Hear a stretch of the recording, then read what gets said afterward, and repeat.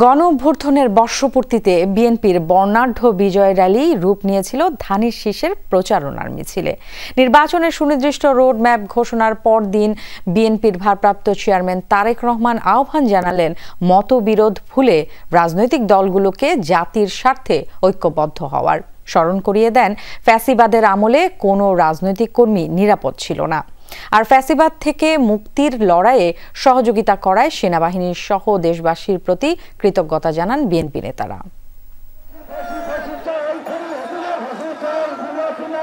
বিজয়ের উৎসব, ফ্যাসিবাদ থেকে মুক্তির 1 বছর, আনন্দ উল্লাসে তাই বিজয় উদযাপন বিএনপি নেতাকর্মীদের।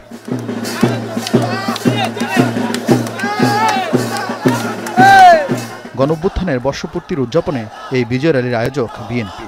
ঢাকাসহ আশপাশের জেলা থেকে হাজারো নেতাকর্মী অংশ নেন এতে। মিছিলে শুরু থাকলেও শেষ অংশ খুঁজে পাওয়া ছিল বেশ সময়-সাপেক্ষ।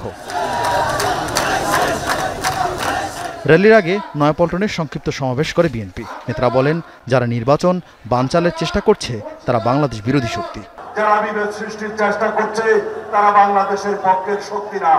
যারা নির্বাচনের বিপক্ষে কথা বলছে তারা বাংলাদেশের পক্ষের শক্তি না। তিনি আমাদেরকে নেতৃত্ব দিয়ে আমাদের মুক্তির পথ দেখিয়েছেন।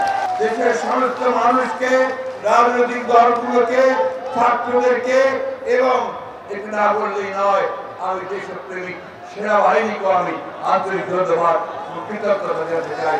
ভার্চুয়ালি যোগ দিয়ে বিএনপির ভারপ্রাপ্ত চেয়ারম্যান তারেক রহমান বলেন, অন্ধকার থেকে আলোর পথে যাত্রা শুরু হয়েছে।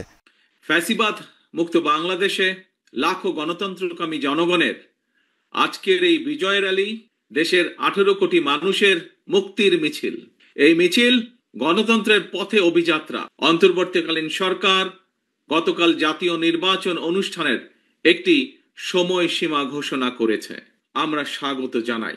ভবিষ্যৎ প্রজন্মের সামনে একটি নিরাপদ বাংলাদেশ প্রতিষ্ঠার জন্য একজন নাগরিক হিসাবে আপনার সিদ্ধান্ত নেবার সময় এসেছে।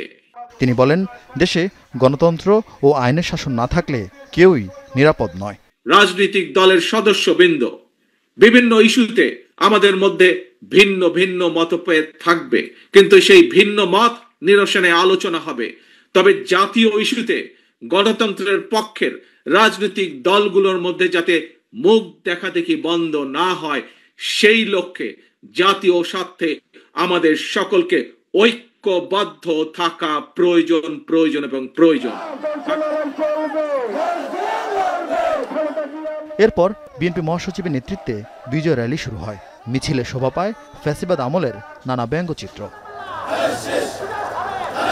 জুলাই অভ্যুত্থানের বর্ষপূর্তি উপলক্ষে এই বিজয় মিছিল আয়োজন করা হলেও গতকাল প্রধান উপদেষ্টার নির্বাচনের রোডম্যাপের সুনির্দিষ্ট সময় ঘোষণা করায় এই বিজয় মিছিল রূপ নেয় নির্বাচনী প্রচারণায়। ধানের শীষের পক্ষে স্লোগানে মুখরিত ছিল ঢাকার রাজপথ। এই বিজয় মিছিলে অংশ নেন ঢাকাসহ আশপাশের সকল জেলার বিএনপির মনোনয়ন প্রত্যাশী নেতারা। চারিদিকে শুধু ধানের শীষ, ধানের শীষ, ধানের শীষ। বাংলাদেশ আজকে সবার কাছে মনে হচ্ছে যে আমরা আজকে ঈদের আনন্দে শরীক হইতেছি। নাইটাঙ্গেল মোড়, পুরানা পল্টন, হাইকোর্ট, মৎস্য ভবন হয়ে শাহবাগে গিয়ে শেষ হয় বিএনপির বিজয় র্যালি। আরিফিন শাকিল, যমুনা নিউজ, ঢাকা।